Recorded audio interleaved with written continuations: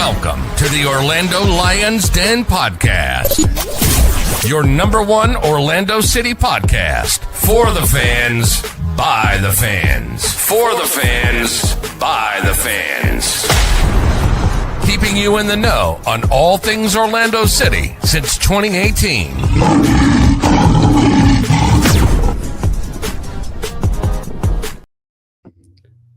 Hello, everybody. Welcome in to this draw edition of the Orlando Lions Den podcast. Hope that you are all doing well out there. Eddie, long time no see, my man. How are you doing, brother? Good, man. Back in town. I was in Savannah last week and been busy, but time for me to, log some minutes too. Get a little short-term contract from OCB and, got that get off the 10-day bench call a little bit. Yeah, I appreciate it, guys. Thank you. Get you in here, man. That's good. Good to see you. Good to hear that you're doing well. And Cleon, our bilingual Poppy, as he is now clearly known. How you doing, my brother? How you doing? You doing good? I'm good, man. I'm good. Just got back. What? When did I get back? Yesterday? What's today? Tuesday? Yeah, yesterday. This guy. Took a little last minute up there. So that was cool. First time being a Red Bull. First time being in trash ass Jersey. But is it really as bad as people make it? I've been in New York. Only New Jersey. It's worse than New York. It's worse than New York. I was in shock. I love New York, so no, dude. I hate that this is a quote from a movie that emasculates me so much. But there's a line in the movie Miss Congeniality. Great movie. Where she says, why do they call it the Garden State? She says, because they can't fit oil and petrol refinery state on a license plate. And that's just because the stadium smell, or the whole state smells like, especially Northern Jersey, smells like oil refineries, like everywhere. So, I've only been Newark and then just flown out. I've never been in New Jersey proper.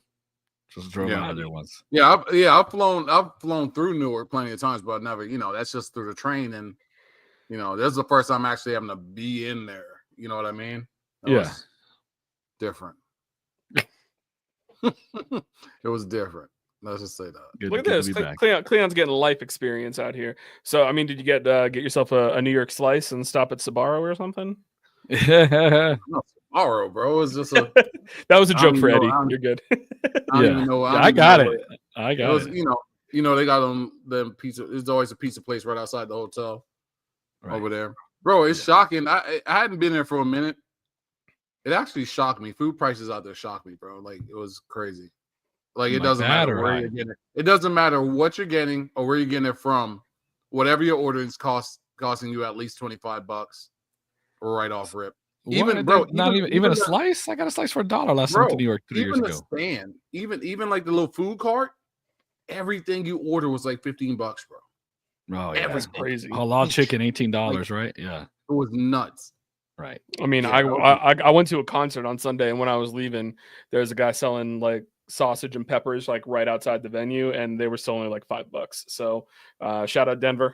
It's not too bad out here. No.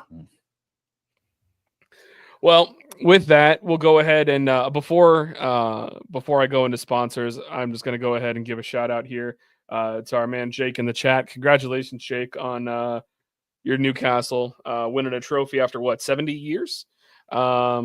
Crazy. I'm sure you're probably still you might still be a little hungover from that. But he was there. He was at Wembley, right, Jake? Yeah. Well, regardless, heck of a feeling. Congratulations to you. I know, obviously, you've been a Newcastle boy your whole life, so I'm sure that's got to be awesome. I feel like that's like me the first time I saw the Giants, my Giants win a Super Bowl when I was in 2007, because I didn't see any of the other ones before that. But great feeling. So yeah, let's go ahead and do sponsors first. Shout out Hourglass Brewing.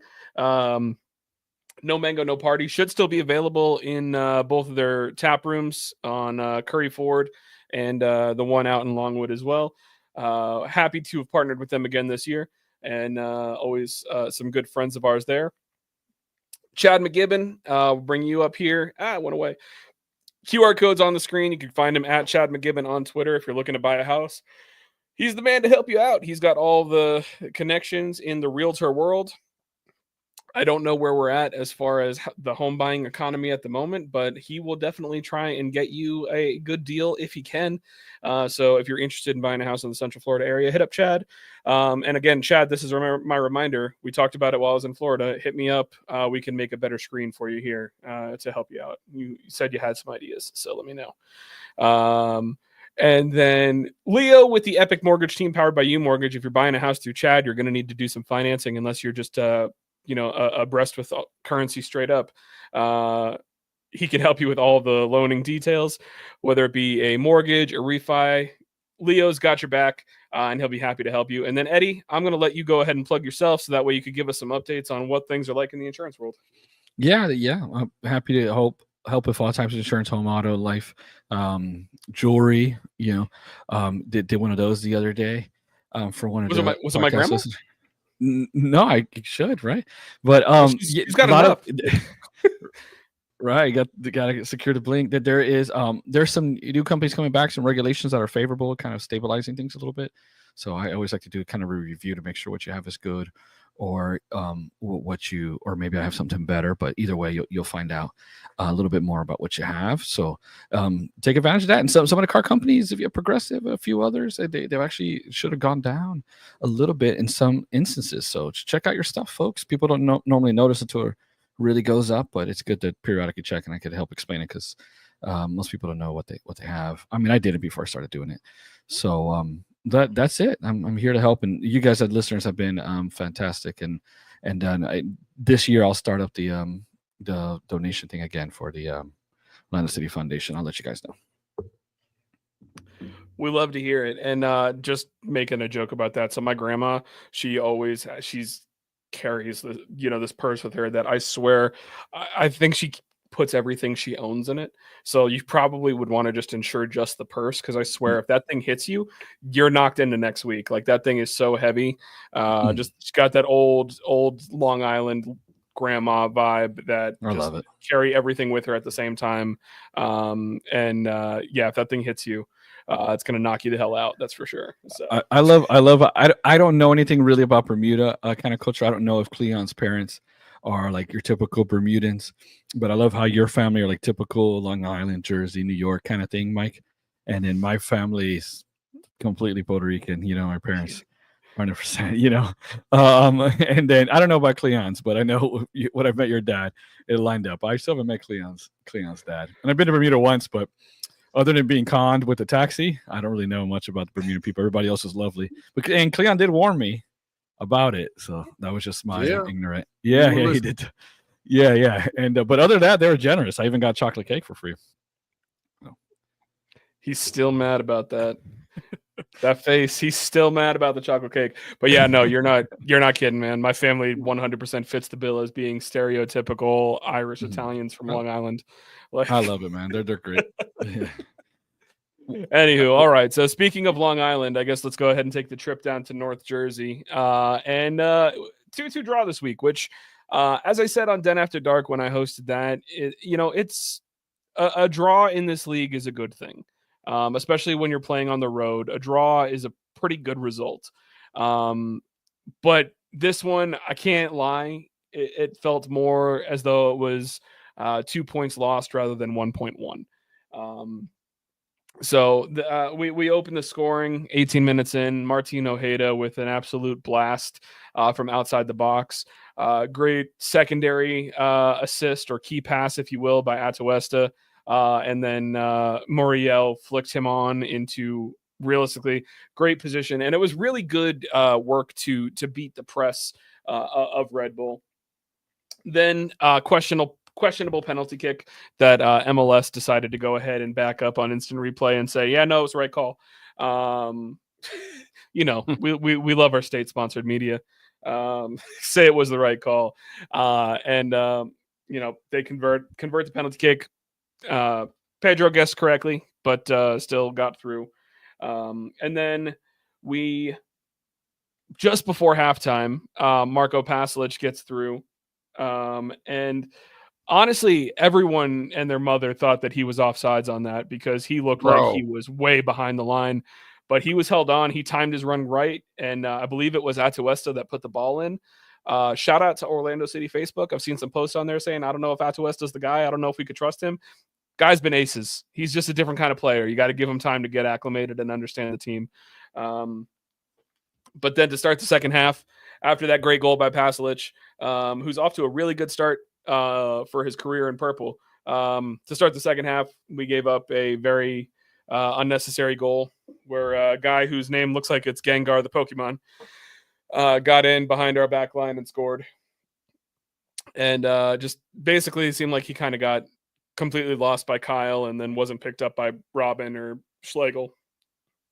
And from there on out, we attacked quite a bit and just couldn't get another goal. And I was honestly surprised. We made some defensive-minded subs, and then Red Bull just decided to sit on their heels and let us attack.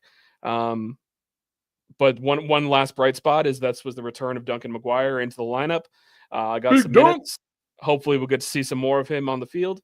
But Cleon, I'm going to go to you first, and then I'll let Eddie riff off of you. Thoughts on the game? You were in the stadium for this one. I'm sure you probably went back and rewatched some highlights and stuff afterwards too, because I know who you are, and you are a sicko.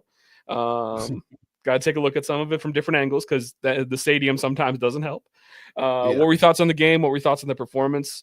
Anything that stood out to you?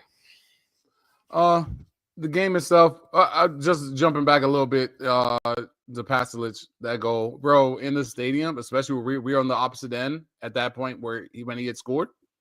And when he scored, literally, we were, it was a bunch of us in like section 220, 221, right? And when he scored, we barely even really celebrated because he was so open. It was like, we were all just like, he had to be off. There's no way. It's like, there's no way he's going to be that open like that. But he was. But yeah, as far as the game itself, it's kind of the same as what it's been. In attack, we look fine. We look dangerous. Pasalic, I know Eddie was a little hesitant on him coming in, but I mean, dude's been 100% depart. 100% depart. Ojeda, he's looking like what we expected from preseason on through now. He's looking like what we expected to get right out the gate, basically coming from Argentina. With a guy that's super dangerous with the assist, but now he's actually, being more dangerous himself and actually being a goal scorer himself. I don't know if that's just up to better positioning, better. We're putting him in better spots and whatnot, but yeah, he's been super dangerous, man. Like I've been really impressed with him. Been really impressed with him this season. It was always good. I'm always team Dunk when it comes around here, man, because that dude's a monster. But for me, him, I feel like if he would have came in, I don't know what his fitness level was like, but just in the little 10 minutes he was on, maybe including the extra, like, I mean, he put us in spots where realistically we could have put that game away. Maybe even a couple just maybe should have not even passed it. It was, I mean, it's the right pass to make. Just mistakes. And Gulo, he's still not impressed me at all this season. Pedro, a little better than what he was before. So, I mean, that's at least going upwards, even if it's not, dramatically. At this point, you just take whatever improvements you get. It's still, backline is still highly questionable for me. And they've been spotty, like for me in every match. So I don't know. Like I said, the attack's super promising for me. We got to get something going in the back. That back four is just, I don't know what's going on. Well, I might as well say back five when you count the goalkeeper too. So I'm doing the math here real quick. If we were to keep up our current pace of scoring, we would have the most goals we've ever scored in a season as a team. Like that's how good the attack has been. At the same time, though, if we keep conceding goals at the rate that we are, we're going to set the record for the league as far as most goals conceded in the season. Yeah. Wow. We ripping, bro. We're making a JOC defense, looking like as of right now, I believe we're at 2.5 goals allowed per game through 4 games, which if we might multiply that by 34, we're on pace to concede 85 goals.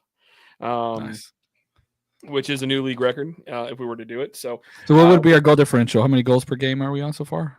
We're on like 2.4, I think, or 2.3, 9. So our goal differential would be pretty decent. 2.25 times 34. So 76.5. So if we round up 77, we'd still have a negative a negative goal differential of -8. You're doing something wrong when you score 77 goals and you have a negative goal differential. Yeah, exactly. Something's not right. It'll change. Yeah. Well, with that, Eddie, anything that stood out to you? Any thoughts that you had on this one? Yeah. I mean, I thought there were some better performances. I've been a fan of Tuesta since we signed him. If you watch the goal with Marco, he was actually quite onside, right? But it's crazy because it's like the left back. Shocking how onside he was. Yeah, right. It wasn't even like it wasn't close to need to measure. Like VAR in England would have got this one right. Like Anthony Taylor would have been like onside. Jerry Gillette or whatever bald guy from the north. You wouldn't have had to hear Jamie Carragher say, "Oh, it's a disgrace." Yeah, exactly. It's the worst call in the world. Yeah. That's my Scouser. Jake, please rate our impressions in the chat. Jake has rated my Scouser and given me a thumbs up on it. I can't do Jordy though, but I could do Scouser. Jake, you could attest to that, Jake. You were there. Your sister was there too, and you were both there. You could attest to this. Anyways, So without to us, what I mean, like Marco was very onside, and what I liked about Atuesta is that he's not just looking for the easy pass. He's not just looking for the nearest person. He picks his head up and he noticed something like that was heady, right? He took a little risk. Who cares if it doesn't come off? It was worth the risk. So I like Atuesta. I'm not really counting that first one, but it was still a smart play because the fact that he was progressing the ball. Yes, it's not an assist, Cleon, but he took it from fairly deep, assisted it far up to Muriel, who did that actual assist to Ojeda. So that it is positive. So and I think Pedro kept us in the game early. It was a 1-on-1 in the 7th minute, which he thank you, Jake. Pedro kept us in the 7th minute on a 1-on-1, so give him that. And then there was a good save off of a header. Rodri did a bad job with Chupacabra over there in the air, and Pedro bailed us out there. So a little bit of a bounce back game for Pedro. So I got to give him credit when it's due. And then the 1-on-1 chance late. 1-on-1 he's good. I mean, if you put Pedro 1-on-1, someone in on goal that he did pretty late in the game, I'd rather have Pedro 1-on-1 on goal than like a cross coming in Pedro, Yeah, I agree with that. So right. Like, and in especially lately, he had 2 good saves. He's been misjudging those in swingers so much. Like that's your bread and butter, man. You as a keeper, you got to go out and get that in swinger, right? And for him to make those kind of mistakes where now he's getting beat near post because he's sprawling at it and missing it, right? But at the same time, he's kind of goated just 1-on-1. It really is. I mean, it's just this thing. He really and then he made a great save to his right in the same breath as well. So it's not like he kept us in it. I do think at the end, like Duncan gets through off of a kind of a turnover. He does a good job of pulling it kind of back for Santos, who almost scores, and then he gets that rebound. And Enrique he played him in. So like Cleon said, Duncan just being there just created a lot. I really think you're right. I really think last year, some numbers and he faded in regards to finishing, which was just at a normal clip before.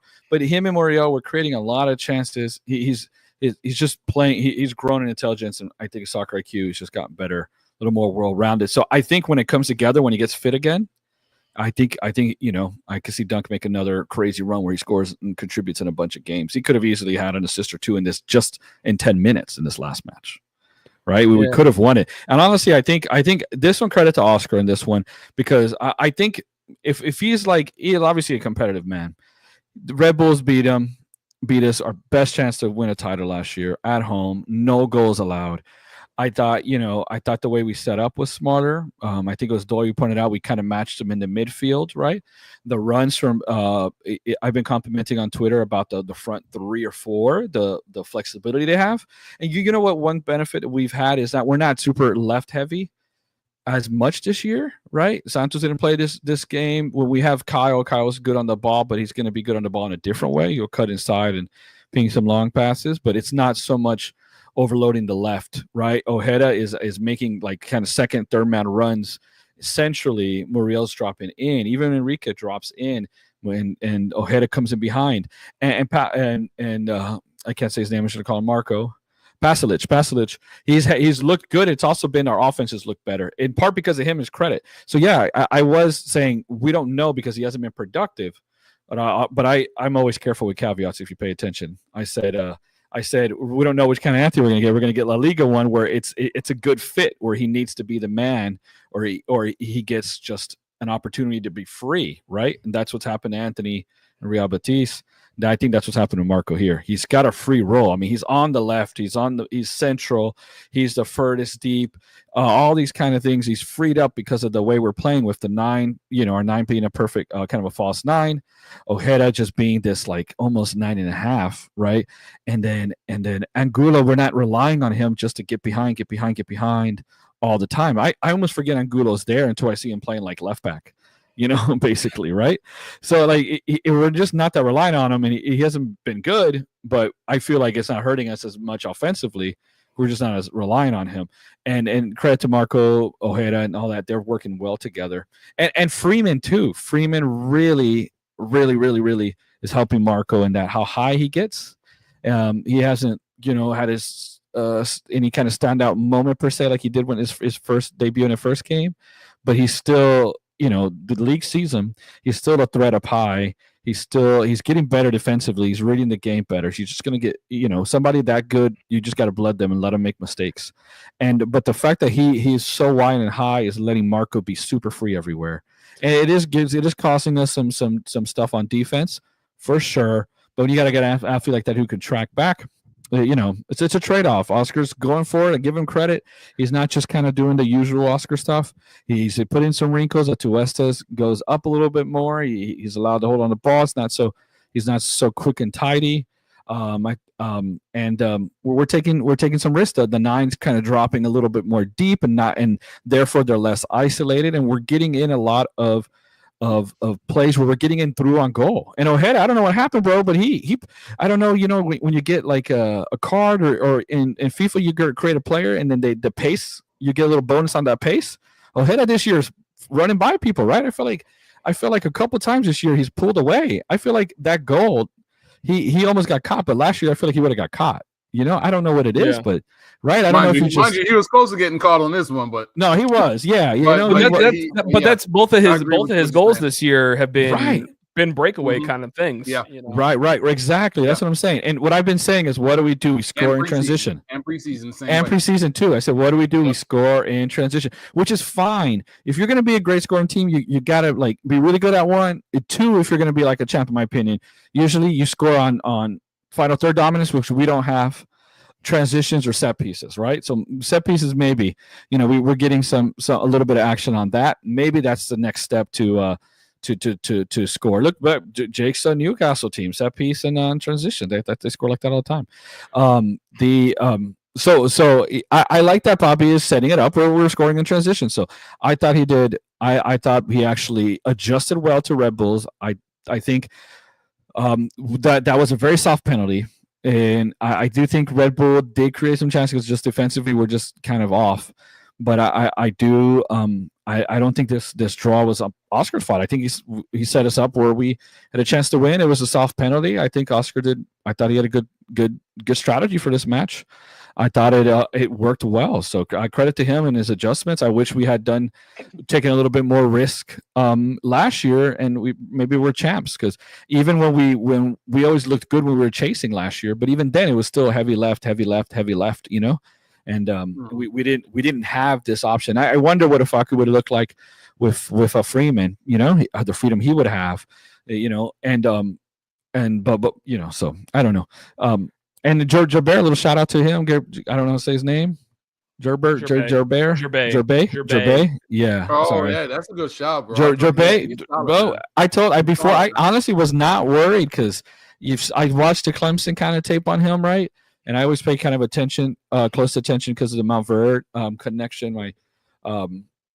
That they had a lot of players that are local here that go there. I think they just signed 2 more high schoolers just the other day to go to Clemson from Mount Verde. And I've always kind of paid attention to them a little bit. And I've seen him. He's just tidy and smart, good technical player. And he's going to be the guy who's going to just kind of like find the nearest person and be tidy. He's not going to take a lot of touches. But that's all we need with Atuesta. Atuesta is going to be the guy that's going to progress it forward. And Muriel, I think he's getting better and better, man. I think Muriel is our most skilled player, most intelligent player.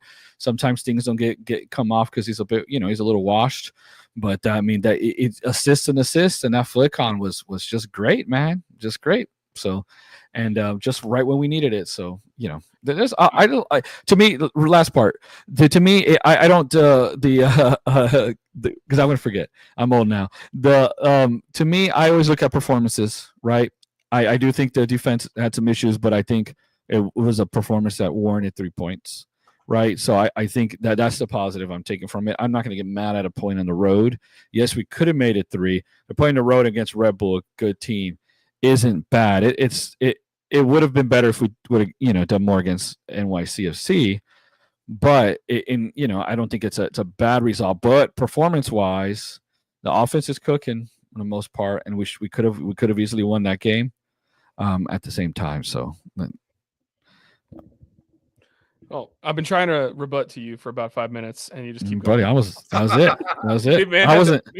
Man has not been on the podcast much this year, but he is in full mid-season form. He's ready to go. You know what that sub that comes in? Yeah, you know that sub that comes in and just doesn't pass and just takes every shot. That's me, Rody, right now. That's Anthony under Eric Ten Hag. He got it. Yeah, that's it. Yeah, I'm not Duncan. Duncan's lane people. Lane pass. You're doing that spinning in circles. You're good to go. I'm like last year when Moriello came in, he would just shoot from anywhere in ball hog and lose it. That's me right now.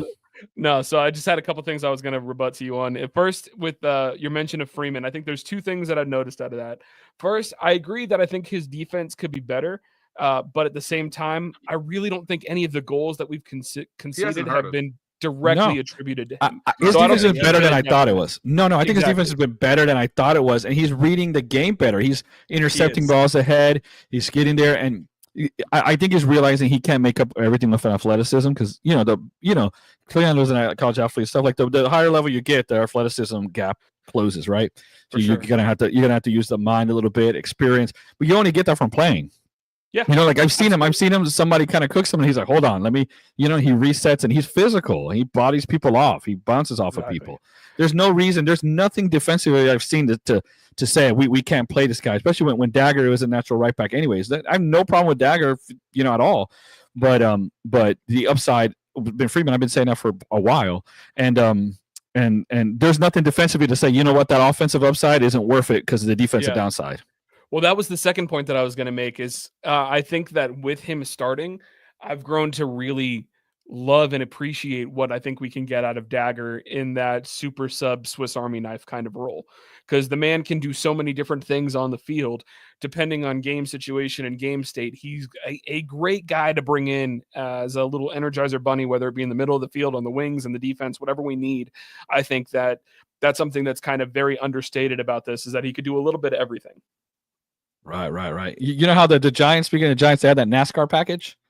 Yeah. Oh, man. Bro, we could. I used to love the NASCAR package. Right. Strahan, OCU Manura, and Justin Tuck.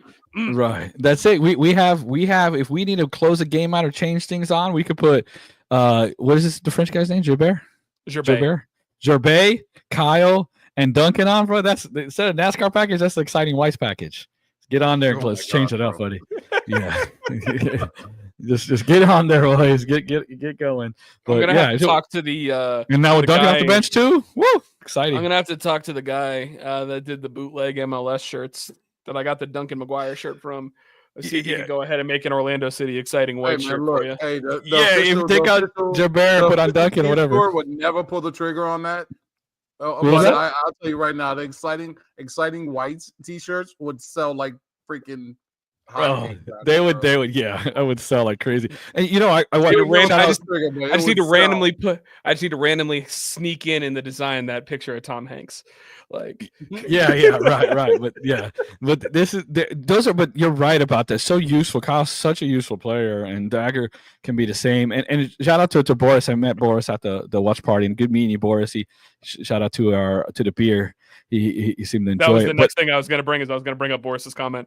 Right. Yes, please do, because he's right. He's right. Yeah. So it's on screen right now. Boris mentioned, and in the first, also Boris, I agree. Great meeting you at the watch party. And the first time in our MLS history where all 3 DPs are contributing this much. I mean, again, I say take everything with a pinch of salt. We're 4 games in, but I think we got 3 goals and 1 assist out of Pasalic, 1 goal, 2 assists out of Muriel, 2 goals, 1 assist out of who's that? 3 from Muriel. And they're all real ones, right, Cleon? Real. I'm only talking about real ones. I knew, right? True. Hey, this is actually an historic moment. I'm looking at Foot Mob right now, and it's refuting you. So really, Foot Mob's got him at 1 and 2. 3, right? Football Reference is saying 3. Okay. Oh, okay. And they only do real as well.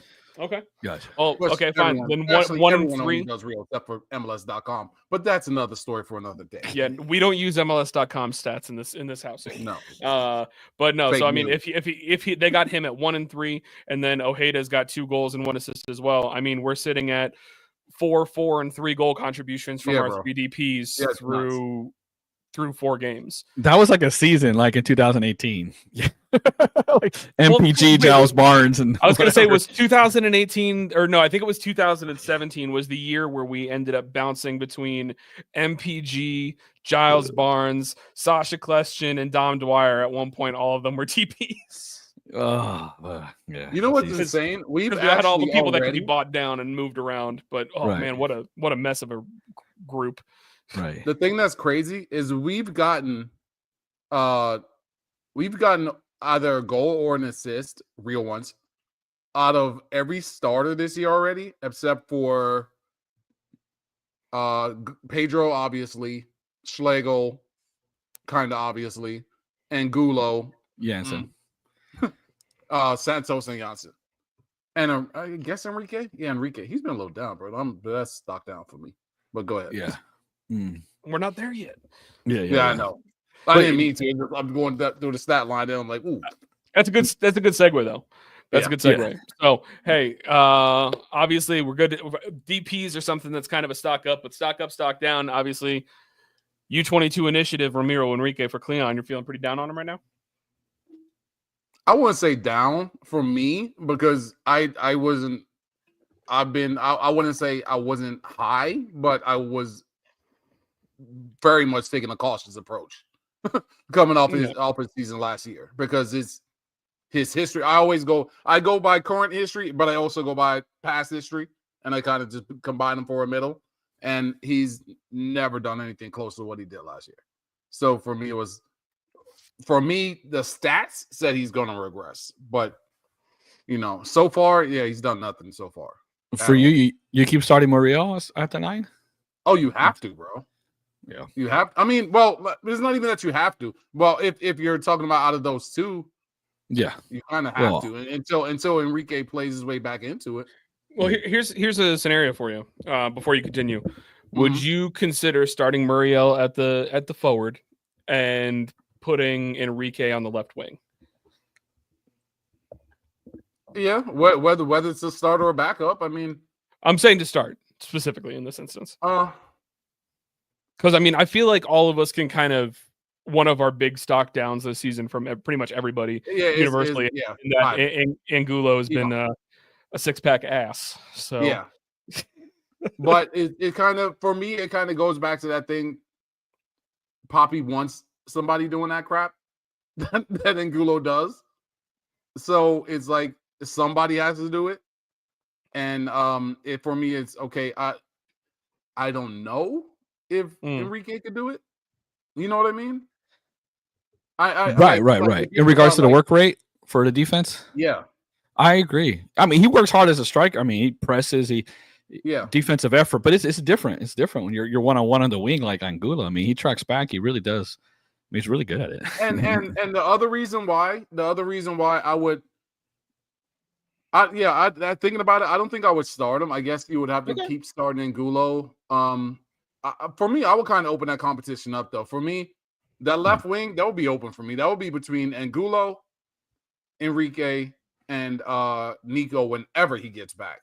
Right. Yeah, I don't know what's really going on with him because originally he was held out for illness, I thought, and now it's 3 weeks and we haven't seen him. So he just did the Duncan post to where he's posting clips from training and then with the clock on it. So I mean, I assume that means he's back pretty soon. So so he's doing like the post of like a wide receiver in the NFL where they're they post some kind of really dark cryptic quote about the fact of vengeance comes to those who wait or whatever. See, now that's the thing. Like what you're saying, Mike. Like, do you just switch out Enrique for, let's say, Angulo? Like I said, Poppy wants somebody doing that crap, and he's gonna force someone to do it. Right. If you're gonna force someone to do it, I'd rather be Angulo than him trying to make someone in the past like Facu, one of the more talented guys. Somebody like Facu, Pasalic, Ojeda. Guys like that, your strikers doing that crap. Like if you want them doing that junk, trying to make one of your attackers into a defensive mid or wing back, I'd rather be Angulo than one of those guys. Yeah. So, and with the way we're scoring goals, thank you. That's what I was gonna say. And with the way we're scoring goals, we don't have to force more because Enrique or anyone else, like I said, when it comes to that junk, the Poppy junk that he likes out of attackers, no one's gonna do the junk better than Angulo. Right. As much as he frustrates me to death, no one's going to do that crap better than Angulo. So since we're not hurting for goals in the least, I would start off with Enrique being a backup to Angulo and actually subbing Angulo out once in a while. You know what I mean? But right now, I just wanted to throw out. I just wanted to throw out the hypothetical because we're talking about Enrique being a little bit on the down and Angulo's been on the way down. So just throw out a conversation. See what you guys think. Yeah, Enrique's just a streaky player. I mean, when he was six games in a row, contribute a goal or something like that, or assists. I mean, he's just streaky. He's just in a form, and he was banged up. He's not fully fit either. Early season, he's banged up, so it's tough to bust the guys. Chops for that. And look, I agree with Clem. The way we're scoring goals, and I said earlier, we're not relying on Angulo as much. It feels like, and if we're still going to play Santos, I kind of like Angulo next to Santos to help him out, right? And then we still are transitional. Angulo's still there, so I if he can do it, Enrique there. We're not needing offense per se from the left wing right now. Enrique would bring that, right? So, but I think it's like the opposite of Freeman, where I think Enrique's defense might hurt us compared to Angulo's, right? Exactly. And the offensive upside isn't necessarily needed right now in the left wing, right, Cleon? So that's kind of where I'm at with that. I like the dynamic. Angulo's frustrated me more than any other player since Pedro.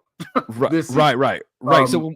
Yeah, when those have been the two big ones for all of us, I think. Yeah. Right. When I talk about the front three and its fluidity, I'm not talking about Angulo. I'm talking about Ojeda, the striker, and Marco Pasalic. And Marco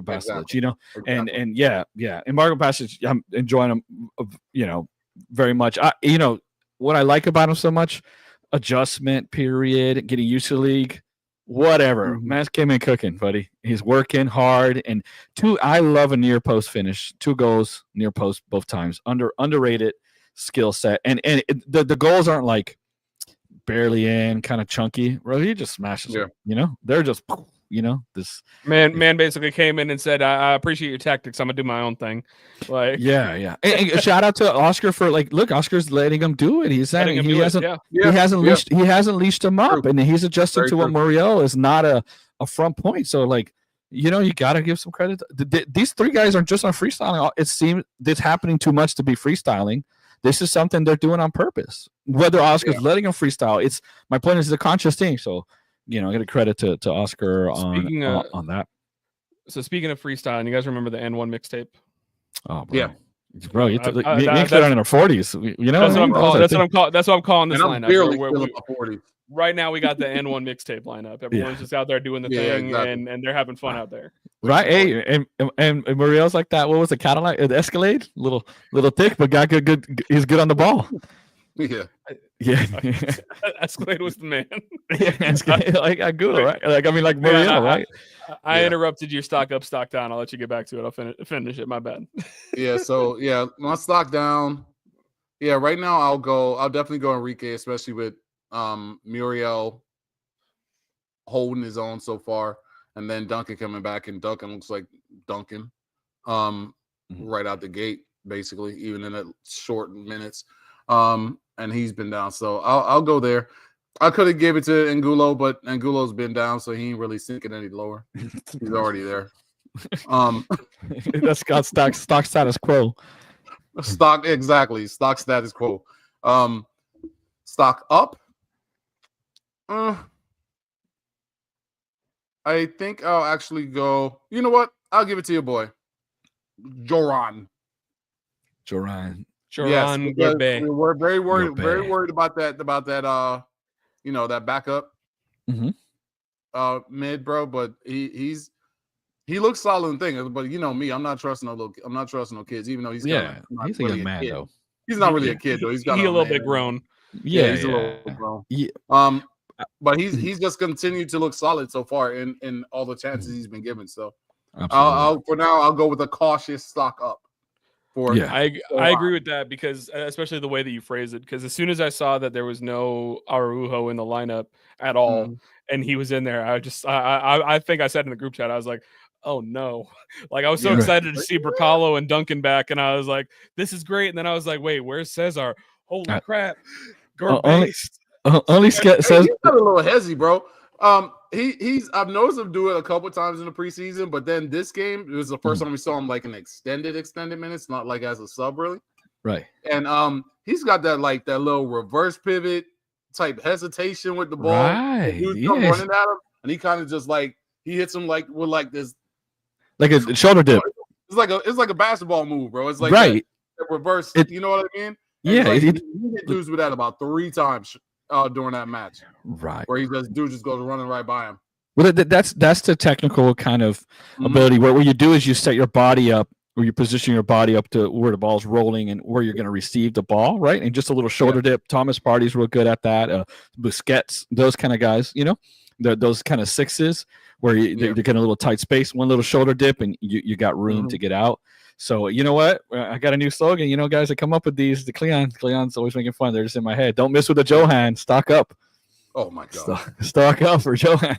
Oh God, we're gonna have to Photoshop something for that. Yeah. God damn. Don't miss with the Johan. I thought, I once we drafted him, I was happy. I thought it was a good signing. I do. It is inevitable suspensions and injuries and whatever it's gonna happen with Cesar. So I would like another defensive mid, of course. But we also have Carl Smith, could do a job there. So maybe we can make it work for now.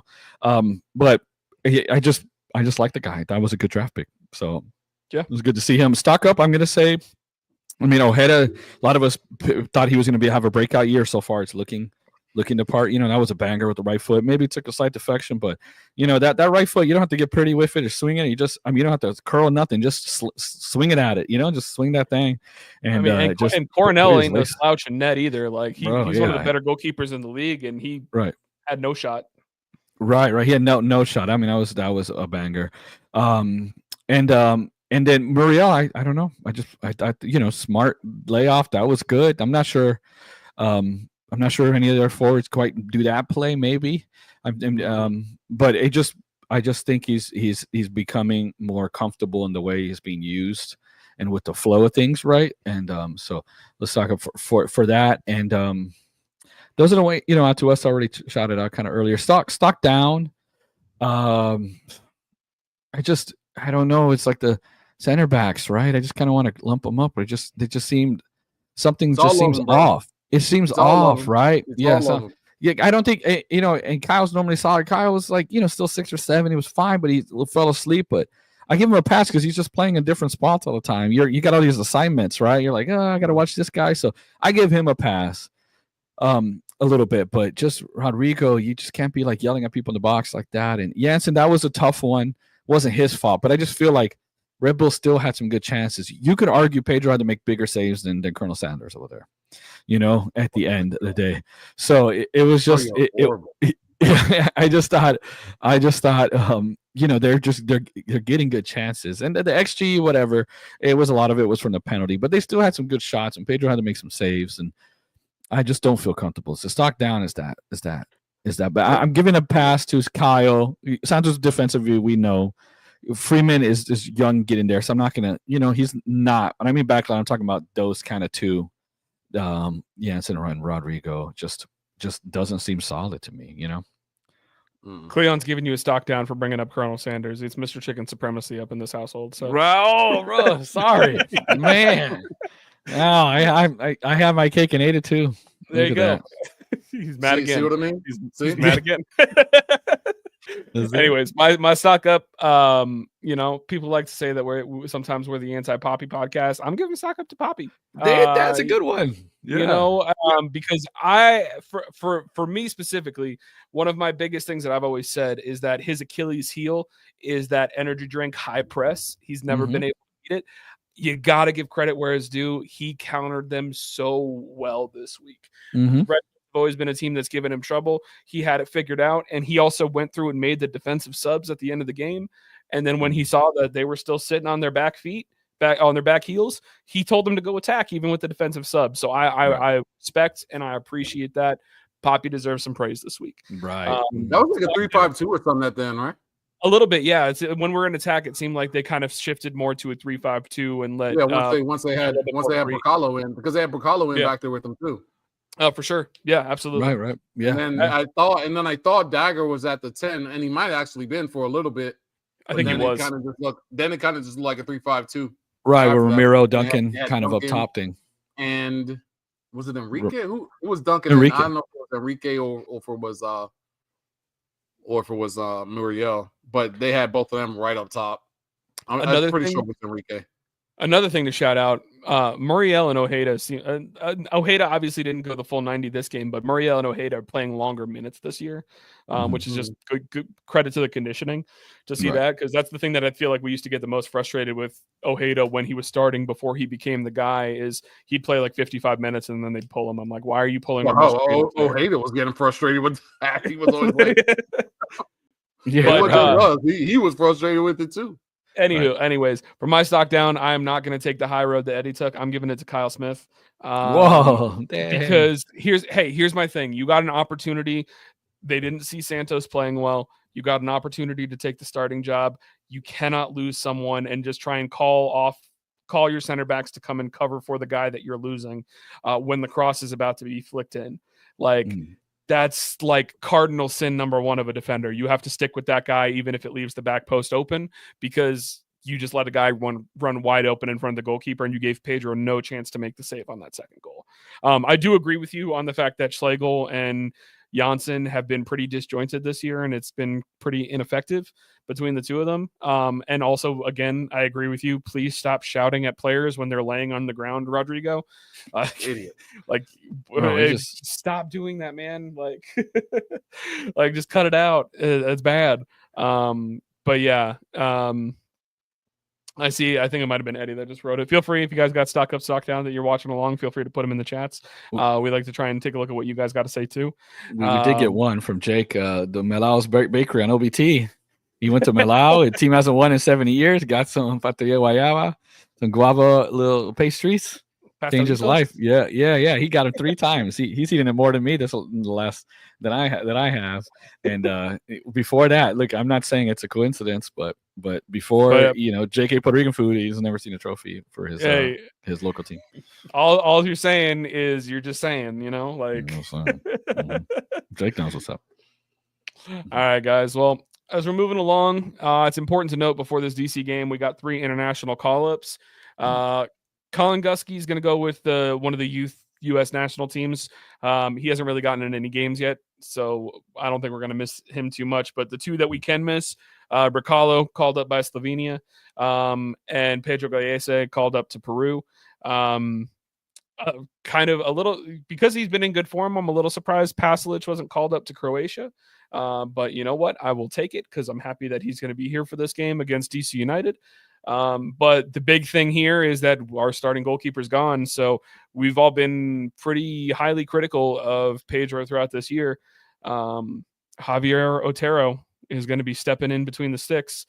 What do you guys think about the probability of an Otero start this week? Hopefully only one game, I think, is all that should be missed by these players for World Cup qualifiers and Nations League games. Yeah. Well, Rekalo's the back.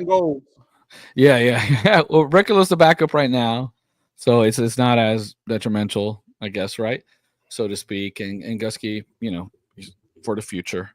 And Otero, look, Pedro's on his last year. He's declining, so we got to see what Otero's got at some point, right? So we're probably going to see it in the cup games, and now we get to see it a little bit sooner. So we'll see. He made a couple saves, the penalty shootout for OCB the other day, so maybe he's on some good form. We'll see. And look at it, bro. I honestly think the way I see Mason do it and Pedro do it, I think one boy from Otero's country, what Cesar Bain or whatever. I think they don't. I think they teach to parry the ball like that, and Pedro got away with like two again, parrying it right back to the opponent. He did, and I think they kind of teach the parry, not to catch. So I'm not expecting that. But if Otero, who's like 6'8", doesn't go up and claim a cross, I'm going to be like, what are they, what is the goalkeeping coach going on? Like, what is happening here, right? Because the guy is like, what is he? Like, no joke. How tall is he?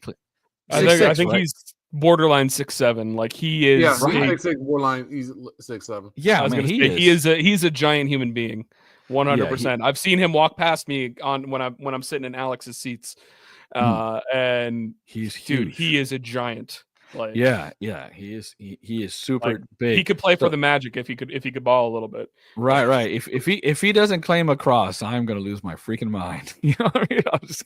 That's all I'm saying about that. But hey, we this is just when you have an international keeper, especially the captain for their country, this is gonna happen, and we risk it this year by not signing one of those vets off their couches or from the police force.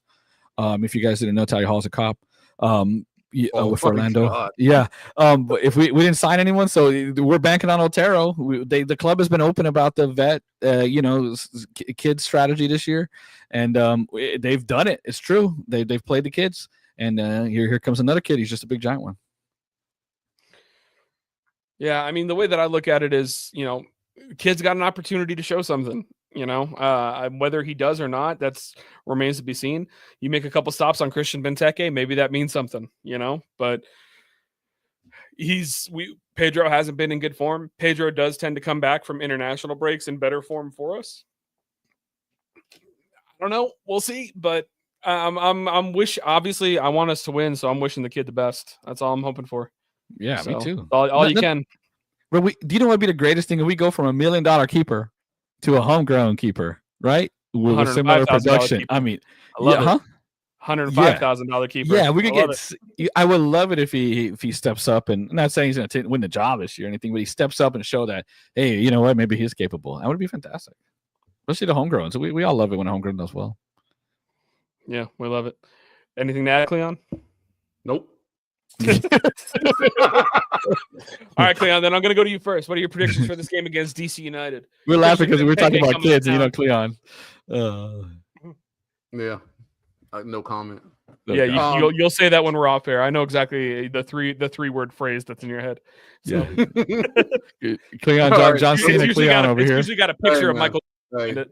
Yeah, John Cena, Ferbert over here.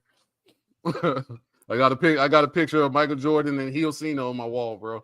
Right. Yeah, not with it. So, all right, DC. This is a dub, man.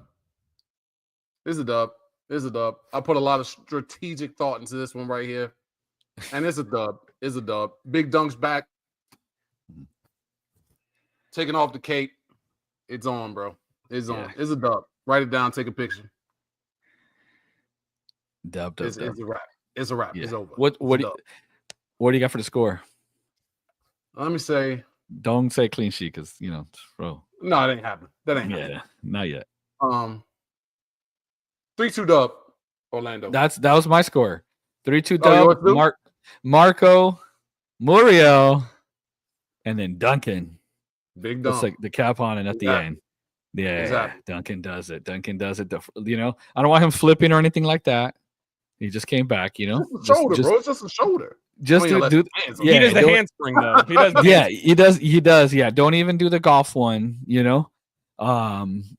just need I don't know about a knee slide. Just go to the corner flag or something. Thump your chest. Point to the badge. Superman.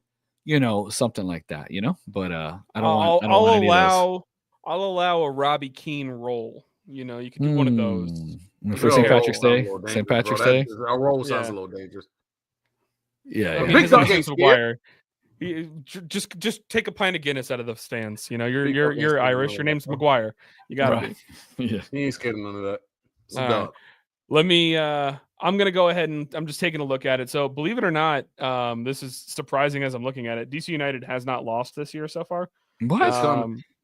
Yeah, one win and 3 draws. So I think that L number 1's got to be coming this week.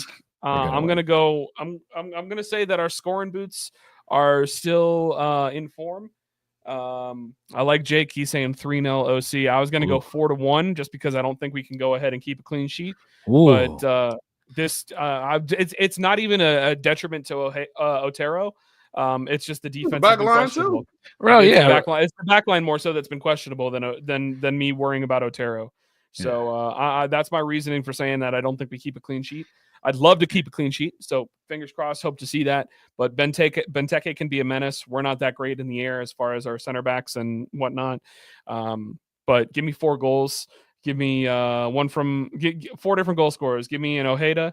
Give me a Pasalic, give me a Muriel, and give me a dunk off the bench. Oh, all 3 DPs plus our star draft pick who's basically I love it.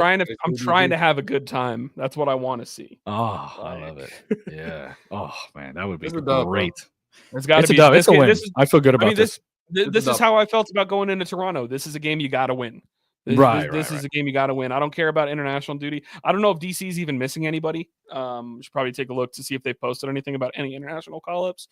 But that bum team, I doubt it. I mean, Benteke is not with Belgium anymore, so I kind of really can't see anything happening. But speaking of call-ups, how's Berkello getting? They're that bad at center back? Bro, it's Slovenia, man. He usually plays. He actually bad center back because he's not even I think he actually a year and a half at this point. If I'm not mistaken, he actually plays right back for them. Really? Mm-hmm. Yeah. Right back or left back. I think he plays fullback for them instead. Oh, okay. Well, whatever. Really? Yeah, that's a popular thing to play. But center backs and fullback. It's happening again. Yeah, but. No, I feel good about it. I don't think either New York performance was bad. I think we played better against NYC. That was just comedy of errors, just some stupid crap that caused us to lose. But I don't think we played terribly. I thought we played better there than we normally do, or we have in the past, per se. I thought Red Bulls, we could have won it, and there was some positive there. So I just think I don't see DC stopping us from scoring goals. And, you could put Prime Newer back there or check, and that we're going to allow a goal with the way our defense is playing. So I'm not, Otero, whatever. It's not because of that. So I don't put 2 because of Otero. I'm putting 2 because of our, the way we're playing with a little more risk it on offense and our back line. But I'm not worried going down a goal anymore like we used to be. No, I'm not either. I agree. I'll take it. All right, guys. Scoring first too a lot. So yeah, that's true. Yeah, that's the other thing. And is. I expect us to score. Whether we score first or not is, that's up in the air. But I feel like we're more than likely always going to score early. First half. You know what I mean? Like somebody's going to catch some. Right. We'll take it. So, yeah, I'm with it. We'll take it. All right, guys. What do we got as far as shout-outs? Anybody? My shout out. I did, Melau, a little early shout out, Melau Bakery, Bateria Guayaba, and delicious. They got so much sugar on the top, bro. It looked like I took a bite and looked like if I got pulled over, bro, would have got in trouble. So it was just powder everywhere. Looking like Tony Montana. Tony Montana. Yeah, Tony Montana right there. Shout out again to Jake is super. Being there at the Wembley. He's super Newcastle fan, super Orlando City fan. Always up on Freeze podcast, always watching matches. So we appreciate you. And they beat my Arsenal to get there, but they beat Arsenal, they beat Liverpool. I mean, they beat everybody. So you got to give them credit, and you love it when you see a little Orlando City in there. It's a team that hadn't won in a while, and it was kind of like our Open Cup where it just feels good no matter what cup it is to give a little joy to the locals. So a little shout out to that, and little shout out to after this, I'm gonna head over to Target, pick up some whiskey. Little shout out to Target. Getting whiskey at Target? That is different, huh? Yeah. Shout out to it's Circle app, There you go. Yeah. Gotcha. Well, I'm gonna go. I brought up N1 mixtape. Go ahead and I had to Google it. Shout out to Escalade. Passed away back in 2011. Sad to hear. But did you know that he was the brother of Mark Jackson? Yes, I did. I did not know that. Wow. I knew that. Cleon, I had a feeling you knew that, but no, I did not know that. But that explains the ball handling skills, man. That was just in the genes. Yeah, bro. That's his brother. Yeah.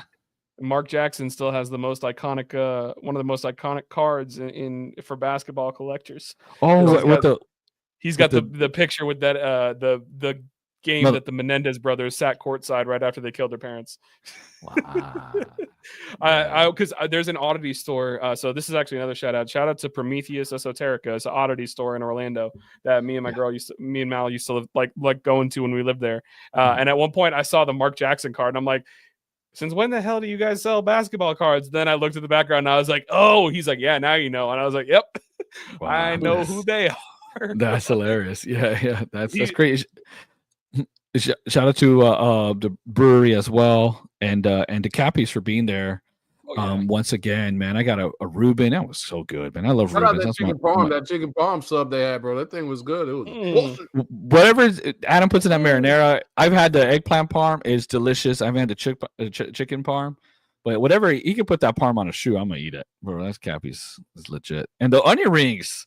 You eat an onion ring and then the onion comes out. Right. Yeah, everybody was eating. Everybody was taking a bite off my onion rings, and I had them down there. Right. That exactly. Theirs doesn't do that. It just you just click right. You just bite right through it. So shout out to Cappies too. Yeah. Also, I will say, it was good. So you got one comment from I think it's Maureen who's listening along. She sent screenshot of the player report. Looks like 2 defenders for DC United are going to be out on international duty. Oh, sweet. I know one of them is one of their starting center backs.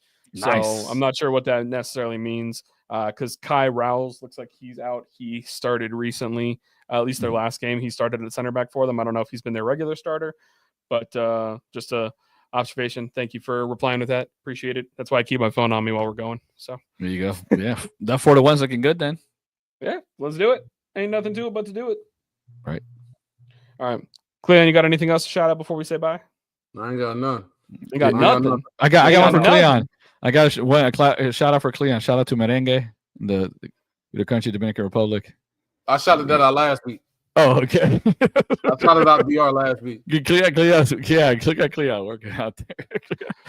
Also, shout out to BioFreeze and Icy Hot for keeping you limber. That's why they call me bilingual Poppy. That's right. Oh, all right. Vamos Orlando, everybody. We'll see you for Den After Dark after the game against DC. We all think we're taking 3 points. Yes. So let's take 3 points and we'll celebrate it together on Den After Dark. Y'all have a good one. Vamos Orlando, as always. Take it easy. Take it easy. Thanks for joining us this week on the Orlando Lions Den podcast. Don't forget to follow us at Orlando Lions Den on Twitter, Facebook, and Instagram. See you next week in the Den.